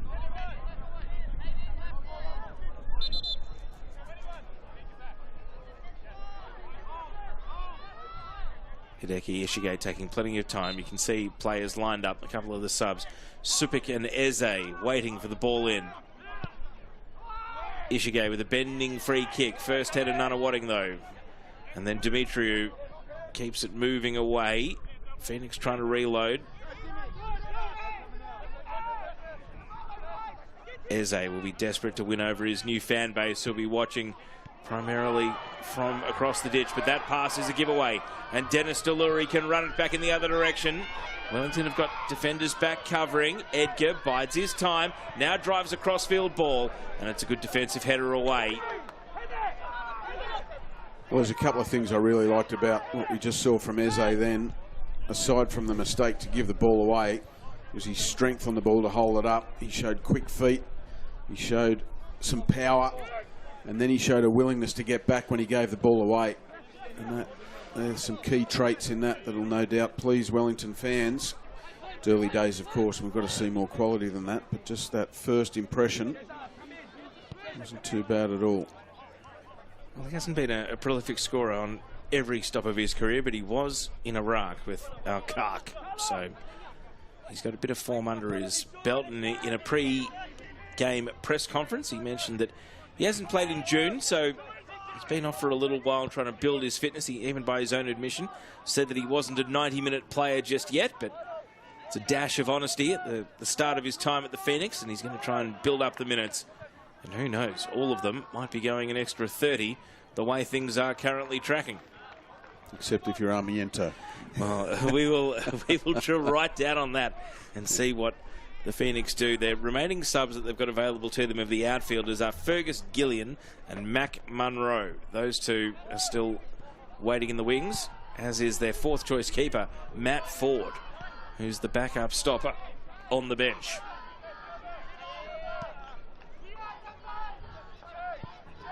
Here's Loke.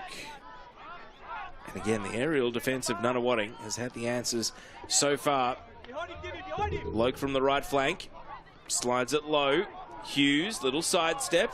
Just see the overload created by the defender Hughes ghosting forward there, and he wins a corner kick. Yeah, the other thing that starts to play into this stage of the game is fitness levels. And obviously Nunawading are in their season, but they are part-time players. Wellington have had enough time now on the training pitch and 120 minutes against Perth Glory to be at decent levels of fitness. Although they still haven't got their in-season match sharpness, of course. That might be all telling in these final 11 minutes plus injury time. Oh, watch out for Armiento's left peg here. What can he come up with? They've finally changed corner taker, and it's nearly direct from the corner, headed out of the teeth of goal. Armiento gets another chance, and he tries to fire with a bit of power, and you see it deflect a mile off the head and back out across the face. But Armiento, he's got a weapon, and he very nearly used it to full effect there. He did. It was good delivery. It just needed someone really attacking the goal line of Nunawading. Wasn't to be, and they cleared the danger, but gee, I didn't quite catch which teammate the second strike hit on the head, but he might be asking for a Panadol at the end of this game, because that was hit with real venom. And that variety, we've seen Hideki Ishige take every free kick in corner up until that point, and Armiento mixing it up a bit. Nunawading are now 10 minutes away from taking this game to extra time. Phoenix don't want that to happen. Supik with a burst down the right, squares the ball. Here's the shot, blocked immediately. Luke Supik was foiled. And now Nunna can't clear their lines. Clearance comes. You see the Wellington midfield closing ranks on a long shot. What a good save from Dennis Martin. It's the save of the game so far. And he's crash landed. He sucks in the big ones and then gets the congratulations from his teammates. Well, that was a fantastic save, wasn't it? Although it was from huge distance, of course. But look at that for a driving run. I think it's Matt Sheridan, is it? Who took the ball on and just thought, you know what, I'm going to take responsibility here. And I thought, wow, he's too far out to shoot. And then he gets a very venomous shot on target. Dennis Martin had to have all his wits about him. Armiento stays on corner duty. Another whipped in ball. Skims off heads through the penalty area. Retre watches it go out for a throw in.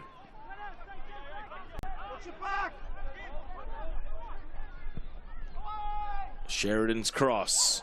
And from the penalty spot, another save by Martin.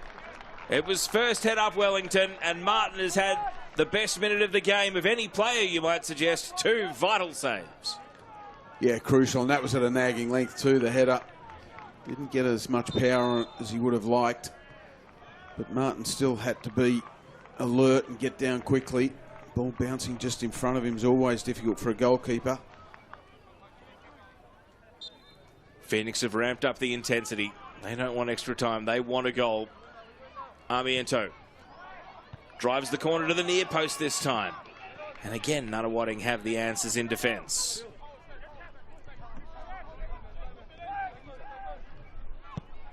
Sheridan dropping a ball at the penalty spot now and sliding wide at the post.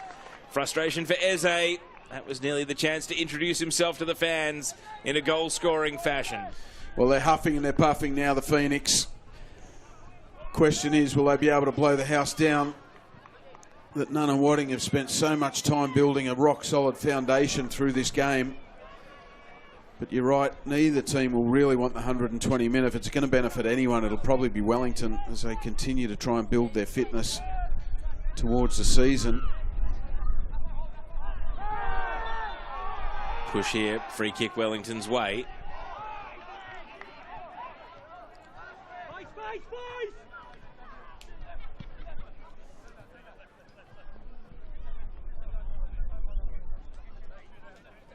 Retre.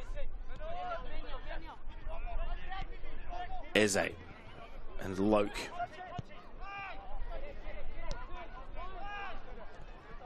Finro Akonchi. Right up the middle he goes.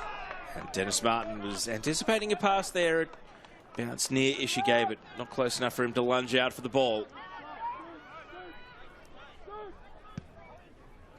The increasingly busy Nunawading goalkeeper. Look at the distance he gets on the kick. Stewie Edgar brings the ball down, but couldn't get a second touch on it. It was nicked off his toes by Nagasawa. Hasn't he been good for his side today, Dennis Martin? And of course, we don't know how this game's going to end up, but he's been so solid between the sticks. A real captain's knock. Here's Eze, one-on-one down in the corner. He's being grabbed and grappled. And it is definitely a free kick. Will Eric Saba finally be tempted to reach for his pocket, though? Andrew Visciglio, the player committing the foul. Looks as though it's just a free kick, and this is not good signs here for Ifeanyi Eze. He's only just been subbed on, and now he's favouring his left knee. Yeah, it was a bit awkward, the tangle that he got in there. Here's a replay. You can see him tussling for the ball, and it's just there. And you just wonder if he hyperextended that left knee a little bit, being tugged on. He's back on his feet, thankfully, as Chiefy asks a question, no doubt, of the fourth official, Astro Sakalis. Exactly what he's asking for, we don't know. Well, there was no card in the end, just a foul. So I'm sure that was tied up in part of it. Armiento, we've seen him go direct from one corner. He's got a little bit more of an angle here to work with. Does he go for it direct? Even from out on the wing. Armiento. If he was going for it, he misfired. Well, the blood will be boiling of the coaching staff. What an opportunity. Let's just let the pressure valve off completely. Alex Kubenko is making way. He's had his moments in this game, Kubenko, and he's being replaced here by Filippo Joffre. So Kubenko, 7 league goals this season, but not able to add to his tally here in the round of 16 of the Hahn Australia Cup. And on comes the fresh legs of Filippo Joffre. And now we are at the stage of the game where if either team scores, it will surely prove the winner. It's been a game that I never thought, Mossy, would be decided by the odd goal, and yet here we are at the business end, and it's still scoreless between these two sides. I like how you're so confident that one goal might be the deciding factor in this cup, Teo. You never know what it's going to throw up. Can Wellington score right here? Eze's dusted himself off. He's lunging, he's reaching. He's not able to rake in possession, though. Phoenix will keep the ball, though. Loke, Nagasawa, quick 1-2 between the pair, and a bit of late contact. A foot was left in. Joffre a little overzealous coming off the bench. Well, again, I'm sure part of the instructions coming off the bench was don't give anything silly away around the box. His first impact is to do exactly that, Joffre. Now, you might remember during A-League season, Hideki Ishige, I think it was against Newcastle, scored a outrageous long-range free kick, almost from this sort of distance up at McDonald Jones Stadium. If ever there was a time to recreate it, it's right here. Will he drop it on a teammate's head, or will he go at the target, protected by Dennis Martin? It is going to be teammate, and it's going to be all Nunna, not even close to a yellow shirt. Second ball, drifting across, and an attempt at the spectacular from Eze, and ultimately he's hooked it out for a goal kick. Yeah, it was a wrong decision because he had, I think it was Supik, free on the penalty spot, And he was always moving backwards, always off balance, never going to get the purchase on that. It was quite selfish from Eze. Although as a coach, of course, you don't want to knock that selfishness out of strikers in those areas, but at this stage of the game when it's 0-0, you want them taking the right option. Well, the ball might be living down at Wellington's attacking end, but Dennis Martin's come up with 2 big saves in this half, a couple of other regulation ones. And other than that, it's largely been management and organisation of his team. And Phil Moss, we are about to tick into the last minute of the 90. Well, at this stage, it's kind of got extra time written all over it, hasn't it? They're just lacking that cutting edge. They've certainly asked some questions of getting into the top third in the second half. Wellington, much better than they did in the first half, there's no doubt. Look at the confidence here from Fuki Ishibashi. He escaped 2 players by taking them on. Could that be the difference maker for Nunawading? Ball goes down the attacking end. Dimitri, who's had 1 big chance already in this half. He's not going to get another one here, though, as the Phoenix clear it away. Well, they had to be on their toes then, the Phoenix, didn't they? Isaac Hughes did exceptionally well there. He was under huge pressure to stay strong, stay on his feet. If he'd gone to ground, you dare say Nunawading would have been favourites to have a one-on-one. Good defending in the end. Well, he's shown himself to be a very good player for a certain situation, Dimitri, which is the fast break into the attacking half. Here's Edgar on the turn. And the crowd, most of which are seated on the opposite side grandstand, weren't able to follow that one in the air quite the way we were, and it was always going over. We are 3 minutes away from requiring extra time. Well, that's a sign of a striker who knows where the target is. Stewie Edgar back to goal. He knew he just had to get the ball in a position where he could strike it because he knew where the target was. He just got it off. The radar was slightly off. Of course, we know from that last game, 9-0, Edgar with 2 goals. He's one of their go-to men as well during the league season. Not that they've created any goal-scoring records. Can the Phoenix successfully venture forward here? Eze immediately cleared from the centre of defence. Possession retrieved. Retre. Roaconchi. Switched out to the left by Sheridan. Roaconchi through the left channel, and he's just caught Eze a bit flat-footed. He's willing to roam, Eze. We've seen him come deep. We've seen him work out to the right flank all the way to the touchline. Now he pops up on the left, so he's just trying to stay involved in play. Yeah, and his intent has been good since he's come off the bench, and that's one of the first things you always look for with foreign players who come to our league. What's their attitude like? What's the mindset? What's the intent? He's certainly been positive and put in the work. I think the other big test is if he gets gentle contact, does he go down or does he hold his feet? Generally, you can often track how some of the import signings might go with just how easily they hit the deck on contact. There's been a bit of rough and tumble in this game, but for the most part, it's been played in excellent spirits. And now, if Wellington are to score and to win it, it'll be a last-minute goal. Retre. Can the Phoenix win it at the death without the need for extra time? Ishige, into the box it goes. The header away, not to safety just yet though, because Paolo Retre is following up. He hangs it up. Eze, fingertip save. Dennis Martin saves Nunawading. And their dream of the ultimate cup set lives on. Well, if anyone deserves hero status this afternoon, it's that man there, Dennis Martin. And now headed behind for a corner. So stoppage time will expire with a Wellington corner kick. Absolutely fantastic save from the Nunawading captain. As you see Retre break down the right-hand side, really intelligent delivery. And that's a good header from Eze. That's a really good header.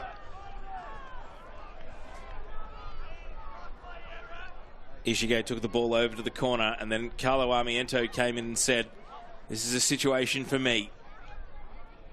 One corner kick at the end of the afternoon for the Wellington Phoenix. Can they leave winners and avoid the big scare from Nunawading? Armiento whips it in. They've done it. Hideki Ishige saves the blushes of the Wellington Phoenix. Carlo Armiento's corner was bang on the money. And it's heartbreak. Heartbreak for Nunawading City. Well, what a cruel way to concede, but it was the set pieces, as we've been talking about so often in this second half, that was probably going to be their undoing. As we see on the Hahn, how good replay. Armiento, a moment of quality. Ishige, a moment of experience. Gets up above the Nunawading defence and plants the ball in the back of their net for what you would imagine is the go-ahead goal and the winning goal this afternoon for Wellington Phoenix. Now, the Phoenix fans, they don't care how, they just care that they have. We've played 1 minute beyond the allocated 3. Nunna are going to wave everyone forward. Do they have a set piece from kickoff here? It looks as though they're going to try something. How generous is the referee feeling? Nunawading take kickoff. Hideki Ishige's goal in stoppage time, about to knock them out of the cup, unless they can score right here, right now. Flick header on, cleared from the centre of defence, whistle in the mouth. And the Great Escape 2025 goes to the Wellington Phoenix. They are through to the quarterfinals of the Hahn Australia Cup, and they will face the winner of Heidelberg United and the Western Sydney Wanderers. Nunawading City can hold their heads high, but they are beaten at the last. Full time, Nunawading City 0, Wellington Phoenix 1.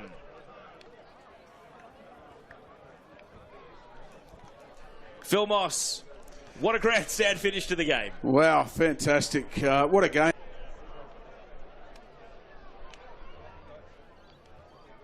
Nunawading, as you said, Taya, they can hold their heads high.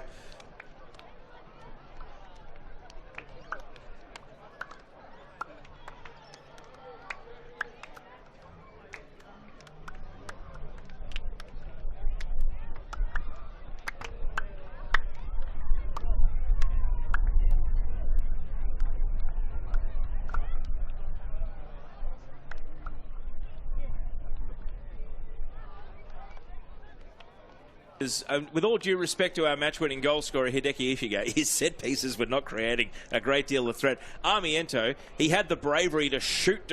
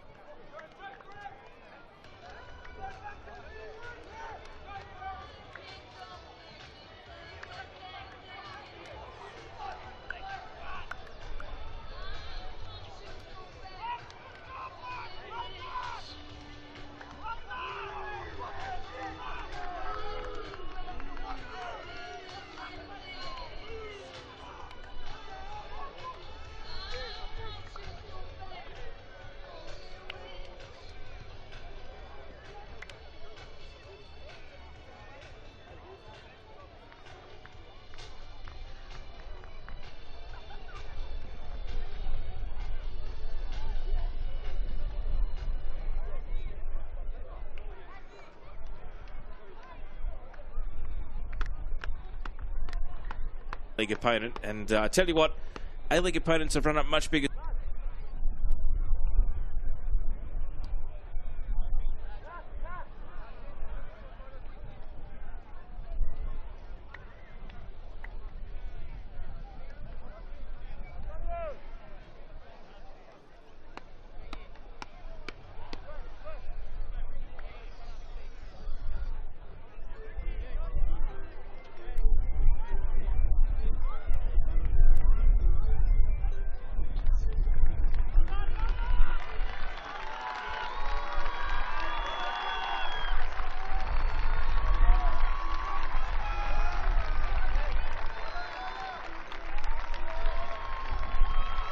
Their best ever cup run.